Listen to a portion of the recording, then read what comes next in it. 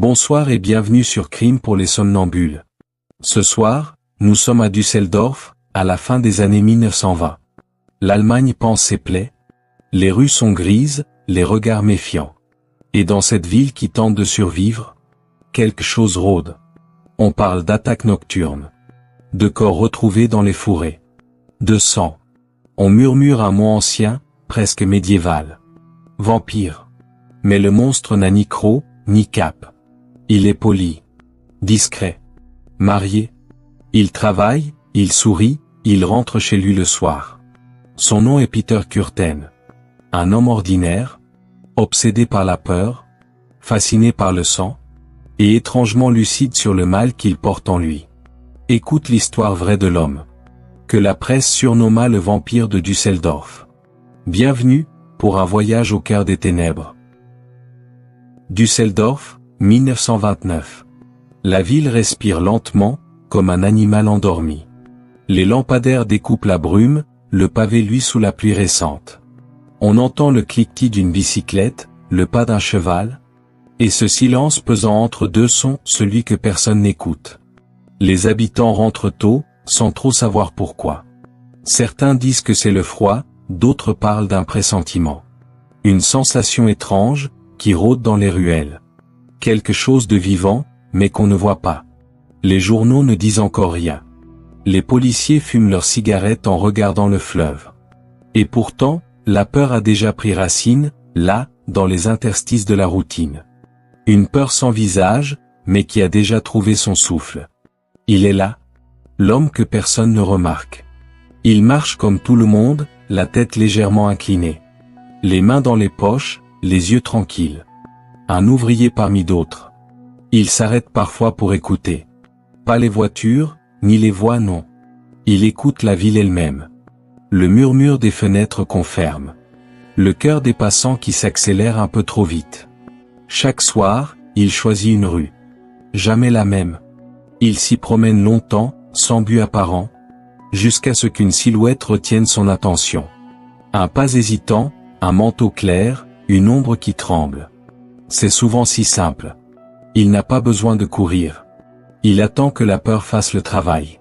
Les premiers corps apparaissent à la périphérie, au bord du Rhin, dans les terrains vagues, dans les fossés où l'eau dort entre deux pluies. Des femmes, des enfants. Les blessures sont étranges, méthodiques. Les médecins notent, les policiers détournent les yeux. On parle d'un fou, d'un loup, d'un soldat revenu du front. Mais la vérité est bien plus banale. C'est un homme qui sait où frapper, et surtout quand. Dans les cafés, les conversations changent. On baisse la voix. On rentre à deux, parfois à trois. Les mères tirent les rideaux dès la tombée du soir. La peur devient une habitude, un parfum discret qui s'accroche au manteau. Et bientôt, on dit dans les rues. Il respire avec nous. Personne ne sait d'où vient cette phrase. Mais tout le monde la répète. Un soir, une jeune fille disparaît. Son nom n'intéresse personne. On retrouve son corps 2 jours plus tard. Posé comme une offrande, soigneusement disposé. Pas de haine dans le geste. Seulement une précision troublante. Comme si quelqu'un avait voulu composer une œuvre silencieuse. La ville comprend alors que ce n'est pas un hasard. Ni une folie. C'est un rituel. Et pendant que les journaux commencent à écrire, que les policiers tracent des cercles sur leurs cartes. Lui, rentre chez lui. Il ôte son manteau, range ses chaussures, se lave les mains. Auguste, sa femme, l'accueille avec un sourire fatigué. Il dîne, parle peu, regarde par la fenêtre. Le monde lui semble calme, enfin. Dans la rue, une sirène passe, lointaine. Il ferme les yeux. Et dans le silence, il entend la ville respirer. Lente. Fragile. Vivante. Le monstre est là. Invisible. Humain. Cologne, 1883. Un hiver rude, un quartier pauvre, des murs gris où rien ne pousse. Les cris viennent souvent des maisons, pas des rues. Dans l'une d'elles, un enfant apprend le monde. Il s'appelle Peter Kürten. Et déjà, il comprend que la douleur est la seule langue que les adultes respectent. Son père est ouvrier, violent, ivre plus souvent que lucide. Il rentre le soir, claque les portes, crie des ordres qu'on n'écoute pas. La mère se tait. Les enfants se cachent. La peur devient une routine, comme le repas ou la prière. Peter, lui, regarde sans pleurer. Il observe le visage rouge, les mains levées, les coups qui tombent toujours au même rythme. Il compte. 1, 2, 3. Et découvre dans ce comptage une forme d'apaisement. Le bruit du cuir sur la peau devient familier, presque musical. C'est là que tout commence. Il grandit dans les ruelles, parmi les ordures et les chats errants. Les enfants des rues jouent à se battre, lui, il ne joue pas. Il frappe un peu plus fort, reste plus longtemps. Un jour, il étrangle un chien. Juste pour voir. Pour comprendre ce que c'est, cette ligne qui sépare la vie du silence. Quand le corps cesse de bouger, il ressent quelque chose qu'il n'avait jamais connu. Un calme profond, un ordre nouveau. Comme si, pour la première fois, le monde obéissait. Il n'en parle à personne. Il recommence, plus tard, sur un autre animal. Chaque geste devient plus précis, plus réfléchi. Ce n'est pas la rage qui le guide, c'est la curiosité. Celle des enfants qui veulent savoir jusqu'où. Jusqu'où va la peur? Jusqu'où va le pouvoir? Les voisins disent que c'est un enfant étrange. Il parle peu, regarde longtemps, rit au mauvais moment. À l'école, il dessine des figures qu'on ne comprend pas. Des silhouettes sans visage, des croix, des yeux. Quand on le gronde, il baisse la tête et s'excuse. Mais dans son regard, rien ne bouge. L'absence y a déjà pris place, douce et silencieuse. Le soir, il s'endort sur une paillasse. Les poings serrés, les oreilles pleines du bruit des murs qui tremblent. Son père frappe encore, dans la pièce d'à côté. Les pleurs deviennent un bruit de fond. Et Peter, dans ce vacarme, apprend à respirer à son propre rythme. Un rythme froid, méthodique, sans émotion. Vers 10 ans, il découvre un nouveau plaisir, le mensonge. Mentir, c'est contrôler. Faire croire, c'est diriger. Et quand les adultes se trompent, il se sent invincible. Il ment à ses professeurs, à ses camarades, à sa mère. Il invente des histoires, des blessures, des miracles. Chaque parole devient une arme polie, prête à être utilisée. Le vide, en lui, grandit comme une cathédrale. Il y prie parfois, en silence. Pas pour demander pardon, pour remercier. Remercier le hasard d'avoir fait de lui un observateur, pas une victime. Le monde autour de lui saigne. Lui, il regarde. Et il comprend que regarder, c'est déjà posséder. Un soir, il rentre plus tard que d'habitude. Sa mère dort. Le père aussi. Dans la cour, un chat miaule. Il s'approche, le prend dans ses bras, le caresse doucement. Puis, lentement, il referme ses mains sur sa gorge. Le cri s'étouffe, les yeux se vident. Il sourit. Il n'y a pas de colère, pas de haine. Seulement cette chaleur étrange dans la poitrine, ce battement de cœur qui répond au silence. Le vide devient son refuge. L'innocence, une anomalie qu'il décide d'effacer. Et quelque part, dans la nuit, un enfant s'endort pour la première fois sans cauchemar. Parce qu'il vient d'en créer un. Les années passent, et Peter grandit dans l'ombre. Son corps s'allonge, sa voix change. Mais dans ses yeux, rien ne bouge. Toujours cette lumière fixe, sans émotion. Un reflet d'eau morte. Adolescent, il quitte la maison comme on quitte une peau. Il ne fuit pas la misère, il la connaît trop bien. Il cherche seulement un territoire où la violence ne se cache pas. Les rues lui offrent ce qu'il attendait. L'impunité. Il vole. D'abord pour manger, puis pour voir. Voler, c'est tester la peur des autres. C'est mesurer jusqu'où on peut s'approcher sans être pris. Puis vient la luxure, brute, sans désir véritable. Il s'impose, brutalement, à des femmes de passage. Pas pour la chair, mais pour la terreur dans leurs yeux. Cette panique fugace, qu'il boit comme une confession. Chaque acte le perfectionne. Chaque cri l'éduque. Et chaque condamnation l'affine un peu plus. La prison devient sa maison. Un monde où les règles sont simples. La force, la ruse, le silence. Les barreaux ne le punissent pas, ils le façonnent. Il apprend à observer les gardiens, les routines, les failles. Il écoute les autres prisonniers raconter leurs crimes comme des victoires. Et il comprend qu'il est différent. Eux cherchent la survie. Lui cherche le contrôle. La cellule lui apprend la patience. Les jours s'étirent, tous identiques. Alors il les découpe dans sa tête. Lundi, respirer. Mardi, observer. Mercredi, haïr. Et le reste, attendre. Attendre que la porte s'ouvre, que le monde revienne, pour recommencer. Il s'endurcit, mais pas comme les autres. Sa brutalité devient méthodique, son regard plus calme. Le chaos, il le range dans des gestes précis. Il apprend à se tenir droit, à parler peu, à paraître inoffensif. Ceux qui le croisent croient voir un homme réformé. Il ne voit pas que le monstre, en lui, s'est simplement assis. Dans la cour, il regarde les oiseaux. Certains prisonniers leur jettent du pain. Lui, il les compte. Toujours les mêmes. Toujours au même endroit. Il sourit à cette régularité parfaite. La liberté, pense-t-il, n'a aucun intérêt si elle ne fait pas souffrir quelqu'un. Le temps finit par lui donner raison. Les juges s'épuisent à le condamner. Les policiers à le recapturer. Chaque peine est plus courte, chaque retour plus rapide. Et chaque sortie un peu plus froide. Lorsqu'il sort pour la dernière fois, les rues de Cologne n'ont pas changé. Les pavés, les façades, la pluie. Mais quelque chose, en lui, s'est refermé. Ce qu'il avait de vivant, il l'a laissé derrière les barreaux. Il ne ressent plus rien, ni faim, ni peur, ni colère.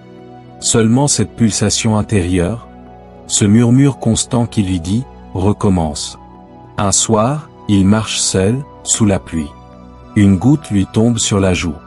Il la touche du doigt, comme pour vérifier qu'il peut encore sentir quelque chose. Rien. Pas même le froid. Les prisons ont poli sa froideur. Le silence est devenu son allié. Et le monde, dehors, n'a pas changé lui non plus. Il allume une cigarette, regarde la fumée s'élever dans la nuit. Le vent la disperse. Il sourit. Le vide, encore une fois, a gagné. Année 1920. La guerre est terminée. L'Allemagne panse ses plaies, repeint ses façades. Et apprend à sourire à nouveau. Dans les rues de Düsseldorf, les marchés reprennent vie. Les hommes rentrent du front, les enfants jouent. Les femmes suspendent du linge aux fenêtres. La normalité revient, fragile, comme une lumière trop douce pour être vraie. Au milieu de cette renaissance, un homme s'installe dans un appartement modeste, au 2e étage d'un immeuble gris. Il s'appelle Peter Kürten. 37 ans. Un métier d'ouvrier, une femme, un chien. Un voisin comme tant d'autres. Poli, discret, toujours bien mis. Chaque matin, il sort de chez lui à heure fixe. Il salue la concierge d'un signe de tête. Achète un journal, rentre avant la pluie. Son chien trottine devant lui, sage et docile. Il lit, mange, se couche tôt. Aucun bruit, aucune dispute. Un modèle de régularité. Les voisins disent de lui, c'est un homme calme. Trop calme, peut-être. Mais personne ne se méfie vraiment de la tranquillité. On craint les cris, pas le silence. Dans son appartement, tout est à sa place. Les meubles simples, le linge plié, les objets alignés avec une précision presque militaire. Auguste, sa femme, s'en étonne parfois. Il répond d'un ton doux. L'ordre apaise l'esprit. Elle ne sait pas qu'il parle du sien. Le soir, il s'assoit près de la fenêtre, fume lentement. Il observe les passants, les couples, les silhouettes pressées. Il les suit du regard jusqu'à ce qu'ils disparaissent au coin de la rue. Son esprit les retient, les dissèque, les garde en mémoire. Ce n'est pas de la curiosité. C'est une habitude comme d'autres comptent les heures.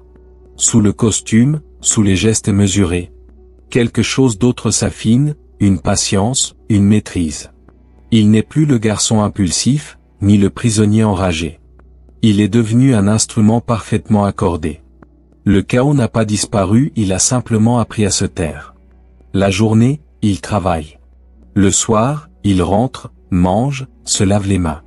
Auguste parle parfois de ses rêves, de sa fatigue. Mais il ne répond presque jamais. Elle s'habitue. Et dans ce silence conjugal, il trouve la paix. Parfois, pourtant, la nuit, il ne dort pas. Il se lève sans bruit, enfile son manteau, descend dans la rue. Il marche. Longtemps. Pas pour fuir, pas pour chercher. Pour sentir. Le vent froid sur son visage. Les lampadaires qui s'éteignent un à un. Les pas lointains d'un ivrogne, d'une femme seule, d'un chien qui aboie. Ces sons-là forment une musique qu'il est le seul à comprendre. Une symphonie de fragilité. Le matin, il rentre, reprend sa place à table, verse le café, comme si rien n'avait bougé. Et quand Auguste le regarde, elle croit voir un homme fatigué par la vie. Elle ne sait pas que c'est tout le contraire. C'est dans ces nuits d'errance qu'il se sent vivant. Sous le costume, le monstre perfectionne son calme. Son sourire s'affine, son regard se vide. Et dans le reflet du miroir, il voit enfin ce qu'il a toujours voulu être. Un homme que personne ne remarque. Le plus dangereux de tous. Mars 1929. Le vent du Rhin siffle entre les façades, chargé d'une humidité froide qui s'accroche aux vitres. La ville s'endort tôt, comme si elle pressentait déjà le cauchemar. Rien d'extraordinaire cette nuit-là. Juste un silence plus épais que d'habitude. Au matin, une mère crie. Sa fille de 9 ans n'est pas rentrée. On fouille les ruelles, les bords du fleuve. Les cabanes abandonnées où les enfants jouent parfois à se faire peur. Mais la peur, cette fois, a changé de camp. On la retrouve 2 jours plus tard. Près d'un talus, dans l'herbe humide. Le corps est intact, presque paisible. Mais les marques, elles, parlent. Des morsures. Des blessures nettes, ordonnées, presque symétriques. Les médecins légistes échangent un regard. Ce n'est pas de la rage. Ce n'est pas du hasard. C'est de la précision. La ville se fige. Le mot monstre circule à voix basse. Certains parlent d'un loup, d'autres d'un malade revenu du front. Les policiers, eux, évitent d'en parler. Comment expliquer ce qu'on ne comprend pas? Comment raconter la morsure humaine, celle qui ne tue pas tout de suite? Celle qui goûte avant d'achever? Dans les journaux, on écrit « Crime étrange au bord du Rhin ». Rien de plus. L'article est court, discret. Mais dans les tavernes, dans les tramways, on répète la même phrase. Quelqu'un rôde. Cette nuit-là, Peter Kürten regarde la ville par la fenêtre. Les réverbères s'éteignent un à un. Il fume lentement, le regard posé sur les toits noirs. Auguste dort déjà. Le chien aussi. Tout semble paisible. Et lui, il sourit. Un sourire léger, presque tendre. Dans son esprit, les images repassent comme un film. Le fleuve, la boue, le souffle court. La sensation de la peau contre la sienne. Pas la mort, non. Ce qu'il a cherché, c'est le moment juste avant. Quand la peur s'ouvre, pure, totale. Quand le corps comprend avant l'esprit. Il a senti la chaleur, l'odeur du sang. Le tremblement, la résistance. Et enfin le silence. Ce silence-là, il ne l'oubliera jamais. C'est celui qu'il cherchait depuis l'enfance. Il ne pense pas à la fillette. Pas à son nom, ni à son âge. Pour lui, elle n'est pas une victime. Elle est une clé. Celle qui vient d'ouvrir la porte qu'il croyait scellée. Pendant des années, il avait réussi à contenir ce besoin. Les prisons, le mariage, le travail, tout cela n'était qu'un vernis fragile. Mais à présent, le masque s'est fissuré. Et derrière, le visage qu'il redoutait de revoir est revenu. Son vrai visage. Le lendemain, il marche dans les rues comme d'habitude. Il salue la concierge, achète un journal. Personne ne remarque rien. Il lit l'article sur la disparition, puis le replie soigneusement. Ses doigts tremblent à peine. Le soir venu, il descend de nouveau dans la rue. La lune flotte sur le fleuve comme une pièce d'argent. Il ferme les yeux un instant. Le vent lui caresse la joue, et il sourit encore. Il ne tue pas pour haïr. Il tue pour se souvenir de ce qu'il est. Et cette nuit-là, Peter Kürten renaît. Non pas comme un homme, mais comme une idée froide, patiente, affamée. Les meurtres se multiplient. Toujours la même méthode, la nuit, la solitude, la précision. La peur se répand, s'invite à table, s'insinue dans les conversations entre voisins. Les habitants ferment les volets, verrouillent les portes. Mais ce n'est pas le danger qu'ils craignent le plus. C'est l'invisible. Celui qu'on ne peut ni fuir, ni comprendre. Et puis, un matin, la police reçoit une lettre. Papier jauni, écriture soignée. Pas de menaces, pas d'insultes. Juste des faits. Des descriptions précises, minutieuses, comme un rapport médical. Les dates, les lieux, les gestes. Des détails que seul le tueur pouvait connaître. À la fin, une phrase. Je vous remercie pour vos efforts. Mais vous cherchez au mauvais endroit. Aucune faute, aucune rature. Une lettre d'homme instruit, poli, presque courtois. Les enquêteurs restent un moment silencieux. Certains rient, d'autres pâlissent. Le chef de la police plie le papier, le range dans une enveloppe. Personne ne dit le mot qu'ils ont tous en tête, orgueil. Les jours suivants, d'autres lettres arrivent. Des variantes, toujours aussi calmes, toujours aussi précises. Parfois un croquis, un mot d'esprit, ou une phrase d'une ironie glaciale. J'aime la façon dont vous me poursuivez sans me voir. Le tueur écrit comme on respire. Chaque ligne est une respiration lente, contrôlée. Une preuve qu'il existe, qu'il domine, qu'il est plus intelligent que ceux qui le traquent. C'est cela qu'il veut, être vu, être compris, être admiré. Pas pour la mort qu'il donne, mais pour l'art avec lequel il la compose.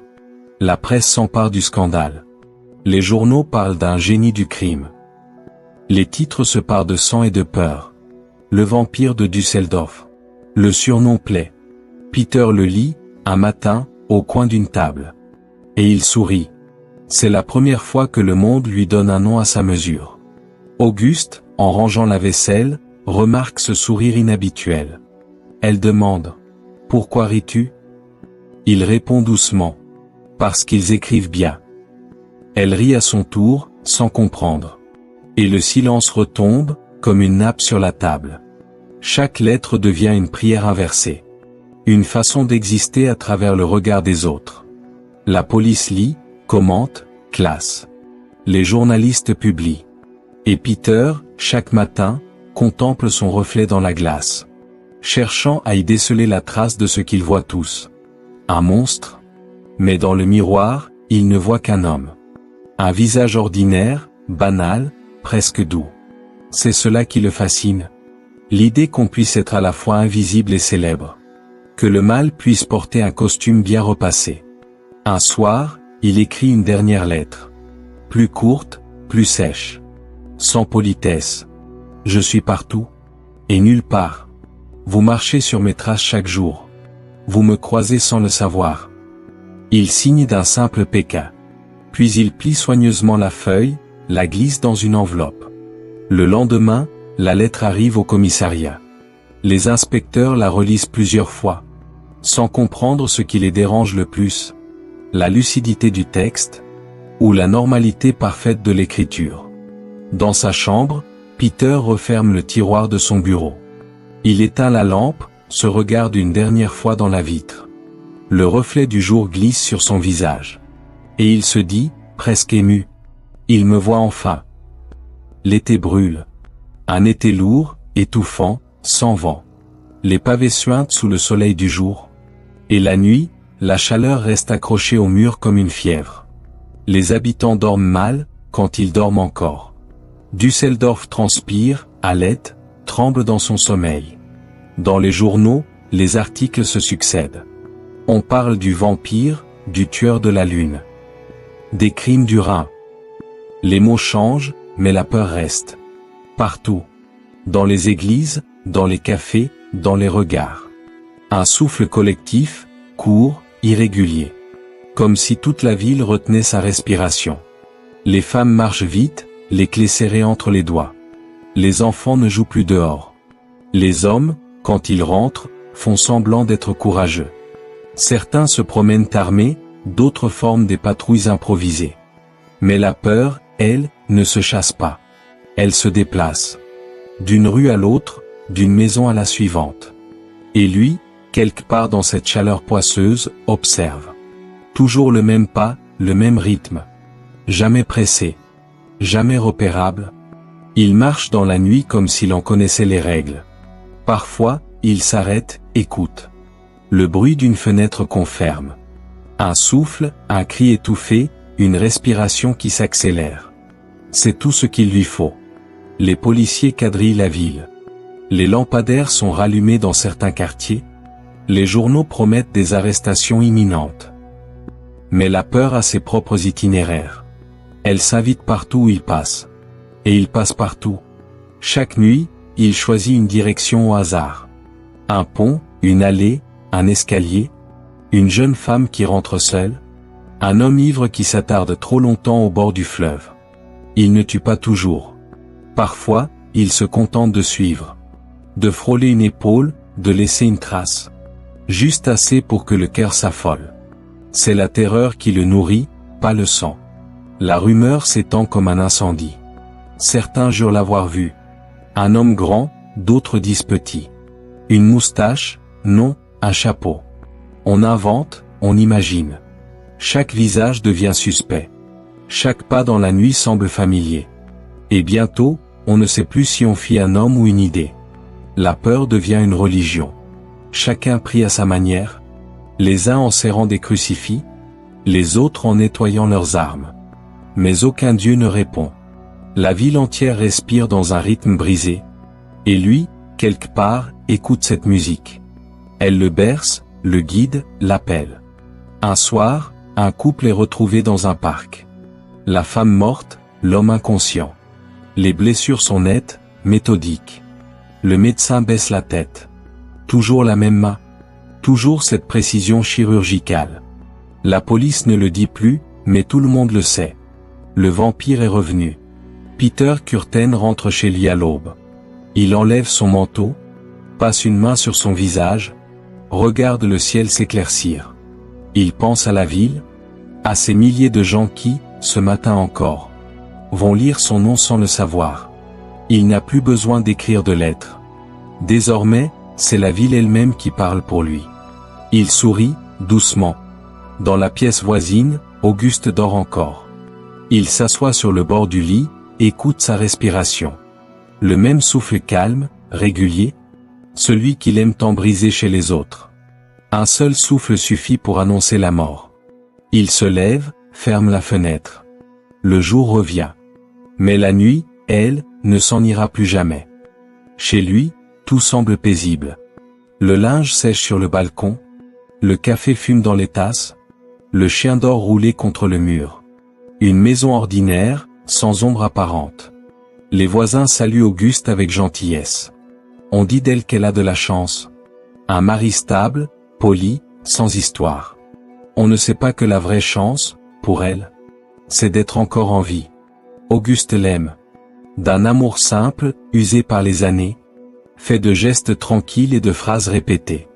Elle le croit tourmenté, pas coupable. Elle voit ses silences comme des blessures, ses absences comme des moments de fatigue. Quand il rentre tard, elle lui caresse la main. Et lui, il la regarde avec un calme presque tendre. « Tu travailles trop », dit-elle souvent. « Oui », répond-il. Toujours le même mot. Et le mensonge, prononcé avec douceur, devient une preuve d'amour. Le soir, ils dînent ensemble. Il coupe le pain, verse le vin, écoute sans répondre. Elle parle de la voisine, du temps, de la lessive. Des détails de rien, qui remplissent le silence. Lui hoche la tête, distrait. Comme s'il était ailleurs et il l'est. Il pense à la rue, aux pas qu'il a suivis, aux respirations qu'il a écoutées, aux cris qu'il a fait taire. Mais son visage, lui, ne bouge pas. Son sourire est impeccable. La nuit, elle s'endort la première. Il reste immobile, les yeux ouverts, regardant la lumière trembler sur le plafond. Elle dort sur le flanc, confiante, sa main effleurant son bras. Et lui, il la regarde. Non pas avec désir, mais avec cette curiosité calme qu'il a toujours eue. Il se demande parfois, qu'est-ce qui fait qu'un cœur continue à battre? Et qu'est-ce qu'il faudrait pour l'arrêter? Ses pensées le bercent, doucement. Parfois, elle se réveille dans la nuit. Il est assis sur le bord du lit, immobile. Elle lui demande s'il a fait un cauchemar. Il sourit. Non, je réfléchissais. Elle se rendort, rassurée par le ton de sa voix. Mais dans ce sourire, il y a plus de vide que dans tous ses crimes. Le matin, elle prépare le petit déjeuner. Il s'assoit à table, lit le journal. Son nom n'y figure pas encore. Mais il sait qu'il y reviendra bientôt. Il observe la vapeur du café s'élever lentement. Elle ressemble à une âme qui s'en va. Il trouve ça beau, presque apaisant. Un dimanche, elle lui demande s'il croit en Dieu. Il hausse les épaules. Je crois en ce qu'on peut toucher. Elle rit, le traite de cynique. Il la regarde, pensif. Toucher. C'est exactement ça. C'est ce qu'il cherche depuis toujours. Ce contact ultime, cette frontière invisible entre la vie et ce qui vient après. Auguste ne voit rien. Ou peut-être qu'elle ne veut pas voir.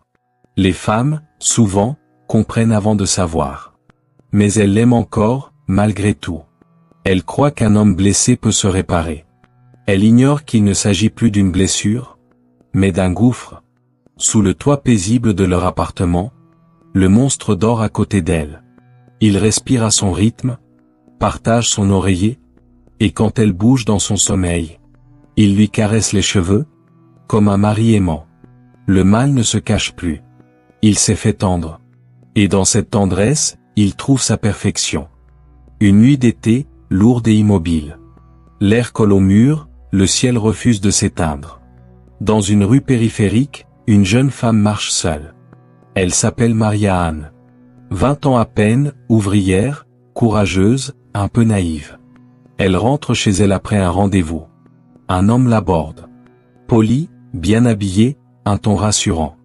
Il parle doucement, avec un accent de la région. Elle hésite, puis sourit. La politesse, encore, celle qu'on apprend aux filles pour éviter les ennuis. Mais cette nuit-là, la politesse la condamne presque. L'homme lui propose de la raccompagner. Elle refuse, il insiste. Pas violemment, calmement, avec cette courtoisie qui désarme. Elle finit par accepter, par lassitude. Il marche quelques minutes. Il lui parle du travail, de la chaleur, de la vie chère. Une conversation banale, presque agréable. Puis, d'un ton plus bas, il lui demande si elle croit en Dieu. Elle répond que oui. Il hoche la tête, pensif, et dit « Alors ce soir, tu vas le rencontrer. » Maria ne comprend pas tout de suite. Puis elle voit ses yeux. Un regard sans colère, sans désir. Juste une intensité glaciale, mécanique. Elle comprend alors qu'il n'y a rien à négocier. Pas de raison, pas de folie. Juste une logique qu'elle ne pourra jamais atteindre. Le reste devient flou. Le choc, la lutte, les cris étouffés, la fuite dans les bois. Elle s'arrache, trébuche, court sans savoir où. Le sang, la boue, le vent dans les branches. Elle s'écroule près d'un fossé, le souffle coupé. Derrière elle, rien. Pas de pas, pas de voix. Juste ce silence lourd, celui qu'il laisse toujours derrière lui. Elle croit mourir là. Mais la vie, parfois, s'accroche à ce qu'il reste de peur. Alors elle se relève, marche encore, jusqu'à apercevoir une lumière, une ferme, un chien qui aboie. Des gens sortent, la prennent dans leurs bras. Elle tremble, ne parle pas. Elle a survécu mais quelque chose en elle est resté là-bas, dans la forêt. À l'hôpital, elle met du temps à parler. Les médecins notent les marques, les morsures, la précision des gestes. Pas de colère, pas de sauvagerie. Tout semble orchestré. Les enquêteurs arrivent. Elle parle enfin, d'une voix blanche. « Il m'a remercié. » L'un des policiers fronce les sourcils. « De quoi ?» ?»« De crier. Il m'a dit que ça le rendait vivant. » Le silence dans la salle est total. Personne ne prend de notes. Personne n'ose bouger. L'un d'eux écrase sa cigarette, un autre détourne le regard.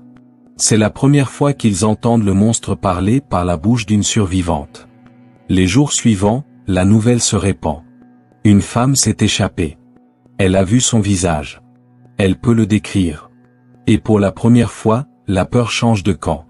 Le chasseur, lui aussi, devient visible. On a mis un nom sur son ombre. Et cela, Peter ne peut pas le supporter. Chez lui, il lit l'article dans le journal. Une victime miraculeusement sauvée. Il fixe le texte, les doigts immobiles. Le nom de la jeune femme le dérange plus que tout. Maria-Anne. Il le répète à voix basse. Il ne se souvient pas de son visage, il se souvient de son cri. Quelque chose se fissure dans son calme. Pour la première fois, il sent un léger désordre en lui. Une faille. Pas la peur d'être arrêté. Non. La peur d'avoir été vu. Il n'aime pas que la proie parle. Encore moins qu'elle respire. Cette nuit-là, il ne sort pas. Il reste assis dans le noir, les mains sur les genoux, le visage tourné vers la fenêtre. Le vent s'est levé, les rideaux bougent lentement. Dans sa tête, le cri revient. Clair. Pur. Il ferme les yeux, et pour la première fois depuis longtemps, il se sent troublé. Pas par le remords, mais par la curiosité. Il se demande, à quoi ressemble la peur quand elle survit? La proie a vu le chasseur. Et le chasseur ne supporte pas d'être vu. La chasse est lancée. Les journaux titrent, les policiers patrouillent, les habitants dorment derrière des portes verrouillées. Et lui, il regarde tout cela comme un spectacle qu'il aurait lui-même écrit. Chaque cri, chaque article, chaque soupçon est une note dans sa symphonie. Düsseldorf tremble, et Peter Kürten écoute cette musique avec le calme d'un chef d'orchestre invisible. Il a compris qu'il est devenu une légende vivante. L'ombre qu'on craint, le nom qu'on murmure. Et ça le grise? Alors il joue. Avec eux, avec tous. Les policiers le cherchent. Il passe devant leur commissariat. Les journaux le décrivent comme un fantôme. Il leur envoie des lettres pleines de détails. Parfois même des cartes postales signées d'un clin d'œil. Un jour, il téléphone directement à la police. Sa voix est calme, posée, presque courtoise. « Bonsoir, inspecteur. Je voulais juste savoir, jusqu'où êtes-vous prêt à chercher ?» Puis il raccroche. Le souffle du silence après ces mots leur paraît plus terrifiant que la voix elle-même. Les arrestations se multiplient, toutes fausses. Un innocent lynché dans la rue, un autre battu dans un commissariat. Chaque erreur de la justice le fait rire. Il se sent intouchable, maître du rythme, comme si la ville entière n'était qu'un instrument entre ses mains. Le soir, il sort dans les rues étouffées par la chaleur. Les affiches recherchées portent son ombre sans la connaître. Il s'arrête parfois devant l'une d'elles, regarde le dessin approximatif de son visage, et sourit doucement. « Non, murmure-t-il, ce n'est pas moi. » Et d'une certaine façon, il a raison. Ce n'est plus vraiment un homme qu'il cherche. C'est une idée, un souffle, une présence. Quelque chose d'aussi insaisissable que le vent. Düsseldorf vit désormais dans un état de siège invisible. Les nuits sont désertes. Les policiers épuisés. Les familles enfermées. Les églises se remplissent à nouveau. Les prières se murmurent dans le noir. Mais le mal, lui, n'a pas besoin de prière. Il se nourrit de l'attente. Et dans cette attente, Peter respire mieux que jamais. Parfois, il rôde près du commissariat. Juste pour sentir l'odeur de la peur de ceux qui le traquent. Il reconnaît les visages des enquêteurs, leurs gestes nerveux. Il sait qu'ils dorment peu, qu'ils doutent, qu'ils s'effondrent lentement. Et il savoure cette lente décomposition de l'ordre. Chaque nuit sans arrestation est une victoire. Chaque cadavre une signature. Mais il ne tue plus aussi souvent. Il n'en a plus besoin. La peur a pris le relais. Elle agit à sa place, diffuse, constante, parfaite. Désormais, il n'est plus le prédateur. Il est l'air qu'il respire. Un soir, il entre dans un café du centre. Le lieu est bruyant, enfumé. À une table, deux hommes discutent. L'un dit « On le trouvera bien, ce salaud ». L'autre répond, plus bas « S'il est vraiment humain ». Peter les regarde un instant, puis s'assoit à une autre table. Il commande un café. Personne ne le reconnaît. Il savoure cette invisibilité. Elle le rend invincible. Sur le chemin du retour, il s'arrête sur un pont. Le fleuve coule lentement, lourd, opaque. Il sort une cigarette, l'allume, regarde son reflet trembler à la surface de l'eau. Pendant un instant, il se demande s'il existe vraiment. S'il n'est pas déjà devenu ce que la ville dit de lui. Un spectre. Un souffle dans la nuit. Il ferme les yeux, et dans le vent tiède de l'été, il croit entendre son propre nom, murmuré par 1000 bouches invisibles. Düsseldorf étouffe. Et lui, il respire mieux que jamais. Il n'a pas été capturé. Il s'est laissé attraper. C'est ce que Peter se répète en silence. Alors qu'on lui passe les menottes dans un café de Düsseldorf. Pas de poursuite, pas de cris, pas de sang. Juste une main posée sur son épaule, et la phrase d'un policier à peine essoufflé. « Monsieur Curten, vous êtes en état d'arrestation. » Il se retourne calmement. Il sourit. C'est presque une politesse. Il n'a pas été trahi par un complice, ni par une erreur. Mais par Auguste, son épouse. Celle qui, depuis des années, dormait à côté du monstre sans le voir. Elle a fini par comprendre. Ou plutôt, par ne plus pouvoir se mentir. Elle est allée à la police, a prononcé son nom, et tout s'est écroulé avec la simplicité d'une vérité trop longtemps repoussée. Quand on le lui dit, Peter ne réagit pas. Pas une colère, pas une insulte. Il se contente d'un murmure. Je me doutais qu'un jour, elle voudrait comprendre. La salle d'interrogatoire est petite, nue, froide. Une table, 2 chaises, une lampe suspendue. Dehors, le grondement des tramways. Les bruits de la ville qui continuent à respirer. Dedans, l'immobilité absolue. Il s'assoit sans qu'on lui demande. Les policiers prennent place en face de lui. L'un d'eux tremble légèrement en ouvrant le dossier. Un autre allume une cigarette pour dissimuler ses mains moites. Ils ont devant eux un homme poli, propre, bien coiffé, qui dit monsieur avant chaque phrase. Le monstre n'a pas de croc. Il a des manières. On lui demande son nom, son âge, son métier. Il répond posément, sans hésiter. Puis, sans qu'on lui demande rien, il commence à parler. De tout. Des meurtres, des nuits, des détails. Il raconte comme on récite une histoire déjà écrite. Chaque mot est pesé, chaque souvenir précis. Il évoque la peur de ses victimes avec une douceur troublante. Comme s'il décrivait une œuvre d'art. Ce n'est pas la mort qui m'intéressait, dit-il. C'est ce qu'il y a juste avant.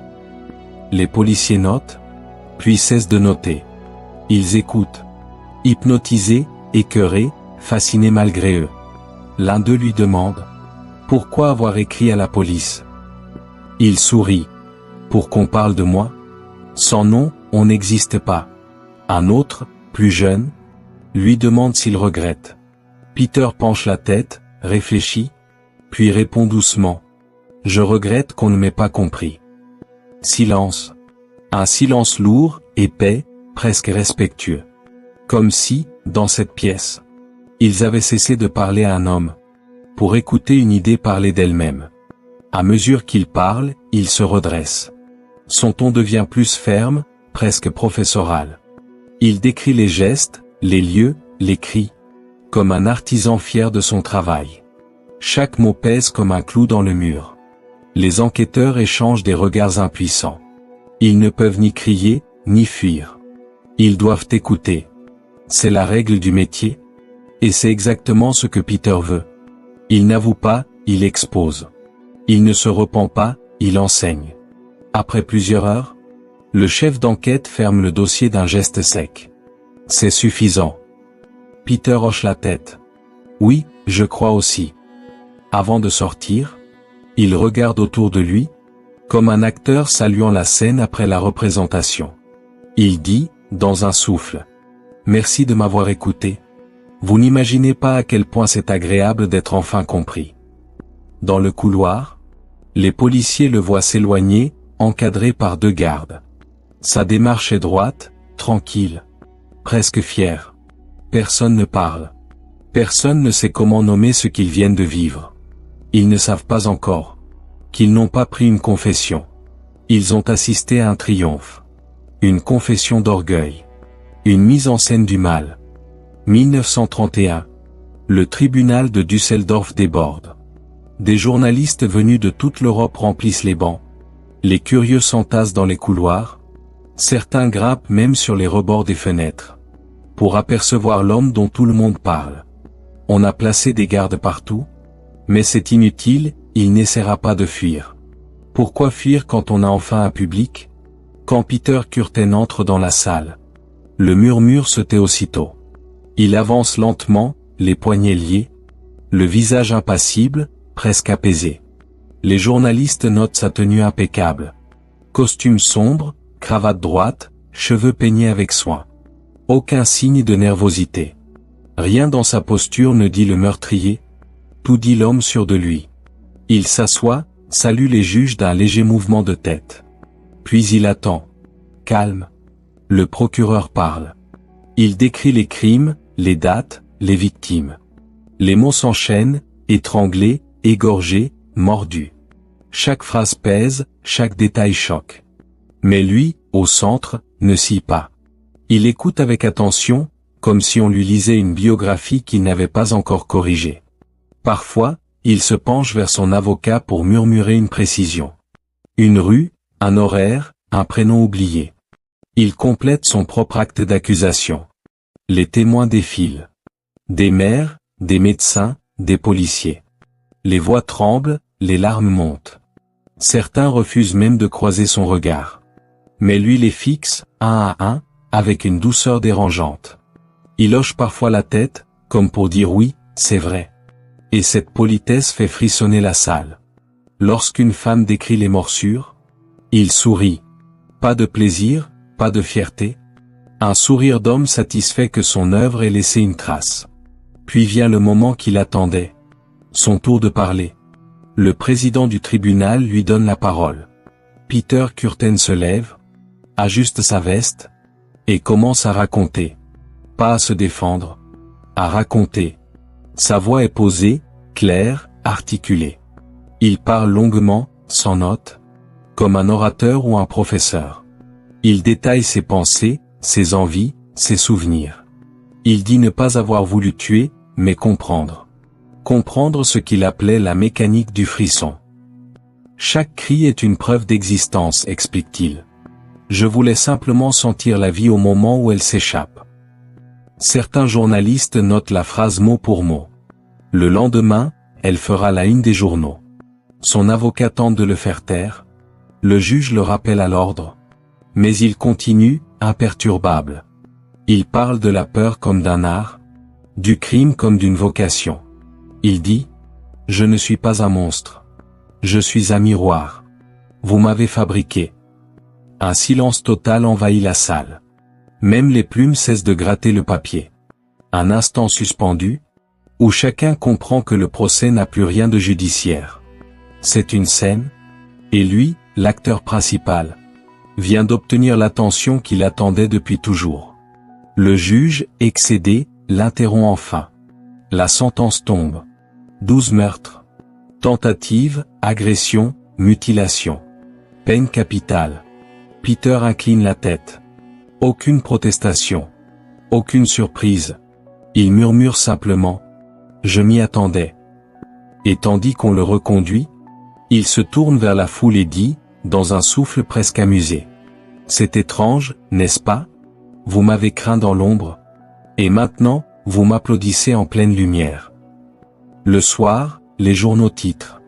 Le vampire de Düsseldorf condamné à mort. Mais entre les lignes, on sent une autre vérité. Il n'a pas perdu. La justice croit l'avoir jugé. En réalité, elle lui a offert ce qu'il désirait le plus.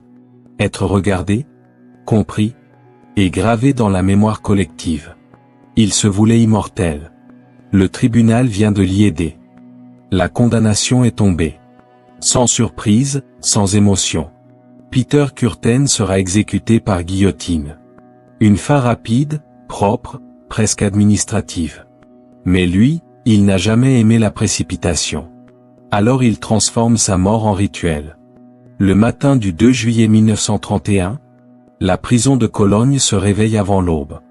Les couloirs sentent le métal et l'humidité. Les pas des gardiens résonnent comme des tambours. Dans une cellule, un homme se tient debout, devant un petit miroir accroché au mur. Peter se rase lentement. Chaque geste est précis, méthodique. Il veut être impeccable. Costume sombre, chemise blanche, cheveux plaqués en arrière. Aucune trace de peur. Il ne veut pas donner ce plaisir à ceux qui viendront le voir mourir. Quand le prêtre frappe à la porte, il se retourne calmement. « Je n'ai rien à confesser, dit-il. Mais vous pouvez prier si ça vous rassure. » Le religieux baisse la tête. Il prie quand même. Dans le couloir, les journalistes s'agitent. Ils savent qu'ils vont assister à un moment d'histoire. La presse adore les monstres surtout quand ils se laissent tuer avec élégance. Certains notent déjà leur phrase d'ouverture. Le vampire de Düsseldorf a cessé de respirer à 6h02. D'autres fixent la porte, espérant un dernier regard, un mot, un frisson. Ils ne seront pas déçus. Quand on vient le chercher, Peter se lève sans qu'on le pousse. Il marche droit, les mains liées, et sourit à ses gardiens comme s'il allait à un rendez-vous. L'un d'eux détourne les yeux. L'autre marmonne. Il a l'air plus vivant que nous. Dans la cour, l'air est froid, humide. La guillotine attend, dressée comme une croix d'acier. Un silence étrange, presque religieux, s'installe. Peter la regarde longuement, comme un artiste contemplant son œuvre avant l'exposition. Le bourreau lui demande s'il a une dernière parole. Il réfléchit quelques secondes, puis répond d'une voix claire, posée. « Entendrai-je mon propre sang couler ? Ce serait le seul son que j'aimerais emporter avec moi. » Un murmure parcourt l'assistance. Certains journalistes notent la phrase, d'autres n'osent même pas lever la tête. Ils ferment les yeux, puis ajoutent, dans un souffle. « Enfin, je vais savoir. » On le place sous la lame. Pas de lutte, pas de cri. Il garde ce léger sourire, celui qu'il a toujours eu lorsqu'il dominait la scène. Un dernier regard vers le ciel, comme pour vérifier que Dieu regarde aussi. La lame tombe. Un bruit sec, métallique, presque net. Un souffle, puis plus rien. Le sang s'étale lentement, et pour la première fois, le silence est complet. Dans la salle d'exécution, personne ne bouge. Certains croient avoir entendu un soupir, d'autres jurent avoir vu son visage sourire encore une fraction de seconde. Le bourreau, lui, reste immobile. Il sait ce qu'il a vu, un homme heureux d'avoir compris sa propre fin. Le corps est recouvert d'un drap blanc. Mais la légende, elle, n'a pas attendu la mort pour naître. Elle s'était déjà installée dans les journaux, dans les cauchemars, dans les conversations chuchotées au coin des rues. La lame n'a fait que la libérer. Condamné à mort, il a choisi la mise en scène. Exécuté, il a choisi son applaudissement. Et quand la lumière du matin a traversé la cour, on aurait juré qu'elle s'inclinait, elle aussi, devant lui. La ville tente d'oublier. Les rues ont été lavées, les murs repeints, les journaux rangés dans des archives. Les visages ont repris leur expression ordinaire. Et la vie, peu à peu, recommence à faire semblant. Les enfants rejouent dans les parcs. Les tramways recommencent à siffler. Les marchés reprennent leur rire. Düsseldorf respire à nouveau. Mais c'est un souffle fragile, incertain. Comme celui d'un convalescent. On a dit que tout était fini. Que le mal avait un nom. Et que ce nom avait été effacé par la lame. Les journalistes ont bouclé leur chronique. Les prêtres ont prêché la justice. Et les policiers, soulagés, ont bu à la mémoire de leur mort. Le vampire est mort. C'est officiel. Mais l'histoire, elle, ne s'efface pas avec le sang. Dans certains quartiers, la nuit, on entend encore des bruits de pas. Lents, réguliers, sans destination. Un talon sur la pierre, un froissement d'étoffe, puis plus rien. Les habitants se rassurent, un chat, un ivrogne, le vent. Mais le vent n'a pas ce rythme-là. Parfois, des femmes jurent avoir aperçu une ombre dans leur reflet. Un visage calme, sans émotion. Toujours le même. Elle ferme les volets, rit nerveusement, et au matin, n'en parle plus. Les années passent. Les journaux jaunissent. Les souvenirs s'adoucissent, comme tout ce qui fait mal. Mais sous la surface, la peur ne meurt jamais vraiment. Elle s'endort, oui. Elle se transforme, change de forme, de visage. Elle se glisse dans les contes, dans les murmures, dans ces avertissements qu'on fait aux enfants. Ne sors pas seul, la nuit. Certains monstres ne dorment jamais. Un vieux gardien de prison raconte, dans un café, qu'il a entendu un bruit le jour de l'exécution. Un son qu'il n'a jamais oublié. Comme un rire étouffé au moment où la lame est tombée. Personne ne le croit. Mais chacun écoute. Et un frisson passe entre les tasses de café. Le mal, ici, ne fait plus peur. Il intrigue. Il fascine. c'est peut-être la pire des victoires. Dans le musée criminologique de Düsseldorf, on conserve encore le dossier du vampire. Les photos, les lettres, le rasoir. Sous verre, son crâne repose, découpé, comme un échantillon d'histoire. Les visiteurs s'arrêtent, observent, commentent. Certains disent qu'il n'y a rien de spécial à voir. Mais d'autres, en s'éloignant, sentent un léger vertige, une nausée, comme si quelqu'un, derrière eux, avait retenu son souffle. La peur s'est dissoute dans la mémoire, comme la cendre dans la pluie. Mais elle est toujours là, mêlée à la poussière, au pavé, à la lumière du fleuve. Invisible, patiente, docile. Düsseldorf a brûlé. Et sous ces cendres, la peur respire encore. Les années ont passé. Le temps a changé de visage, les témoins se sont tus. La poussière s'est posée sur les journaux, et les photographies ont jauni dans les archives de la police. Mais son nom, lui, n'a jamais disparu. Il s'est incrusté dans les pages, dans les mémoires. Comme une cicatrice qui refuse de guérir. Des décennies plus tard, les livres, les films, les musées reprennent son histoire.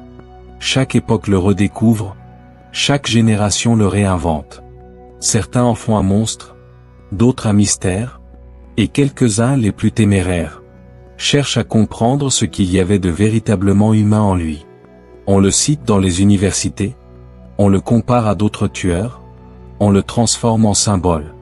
Le visage du mal ordinaire, l'homme banal qui portait l'abîme sous sa peau. Dans les musées, on expose ses lettres, ses outils. Et parfois, dans les vitrines, son crâne découpé, numéroté, étiqueté. On le regarde comme une relique, on l'étudie, on le photographie, on oublie qu'il a été un homme avant d'être un dossier. Le vampire de Düsseldorf est devenu une idée. Une ombre rangée dans une vitrine climatisée. Et pourtant, parfois, quand les visiteurs s'attardent un peu trop, quand la lumière du néon tremble sur la vitre, ils croient entendre un léger rire, presque imperceptible. Dans les ruelles de la ville, le nom de Peter Kürten flotte encore, comme une poussière qu'aucun vent ne parvient à disperser. Les pavés ont changé, les lampadaires aussi, mais la nuit reste la même.